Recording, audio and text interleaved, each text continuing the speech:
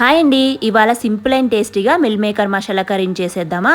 First pan పెట్టుకొని చక్కగా దాంట్లో ఆయిల్ వేసుకొని ఆయిల్ హీట్ అయ్యాక లవంగము, దాల్చిన చెక్క, జీడిపప్పు అలాగే మిరియాలు కూడా వేసుకొని కొంచెం ఫ్రై అయిన తర్వాత అలాగే చిన్న సైజు బిర్యానీ ఆకు, టమాటా, ఆనియన్, పచ్చిమిర్చి కూడా వేసుకొని చక్కగా ఫ్రై అయిన తర్వాత మొత్తం పూర్తిగా చల్లారాక మనం దీన్నంతా మిక్సీ పట్టుకోవాలి. చక్కగా మెత్తగా మిక్సీ పట్టేసుకున్నాక మళ్ళీ సేమ్ ప్యాన్లో కొంచెం ఆయిల్ వేసుకొని అల్లం వెల్లుల్లిపాయ పేస్ట్ కూడా వేసుకొని కొంచెం పచ్చివాసన పోయిందాక మనం మిక్సీ పట్టుకున్న గ్రేవీ ఉంది కదండి, ఆ గ్రేవీ దాంట్లో వేసేసుకొని కొంచెం పసుపు, సాల్ట్, కారం, లైట్గా చికెన్ మసాలా పొడి, అదే ఇంట్లో చేసిన గరం మసాలా పొడి కూడా వేసుకొని చక్కగా ఫ్రై అయిన తర్వాత దాంట్లో మిల్ మేకర్ని మనం ఒక 1 బాయిల్ వచ్చిన దాకా ఉడకపెట్టుకొని పెద్ద సైజ్ అయితే చిన్న చిన్నగా 2 పీసుల కింద కట్ చేసుకోవాలి. చిన్న సైజ్ మిల్ మేకర్ అయితే అవసరం లేదు. చక్కగా కట్ చేసుకున్న తర్వాత మసాలాలు వేసుకొని ఫ్రై అవ్వాలి. కొంచెం ఫ్రై అయిన తర్వాత దాంట్లో ఆయిల్ వేసుకుని దగ్గరికి ఉడకపెట్టుకుంటే వేడి వేడిగా మిల్ మేకర్ మసాలా కర్రీ అయితే రెడీ అయిపోయిందండి. చపాతీలో కానీ రైస్లో కానీ చాలా బాగుంటుంది. ఈ కర్రీ రెసిపీ ట్రై చేసి ఎలాగుందో కామెంట్ చేయండి. వీడియో నచ్చి సబ్స్క్రైబ్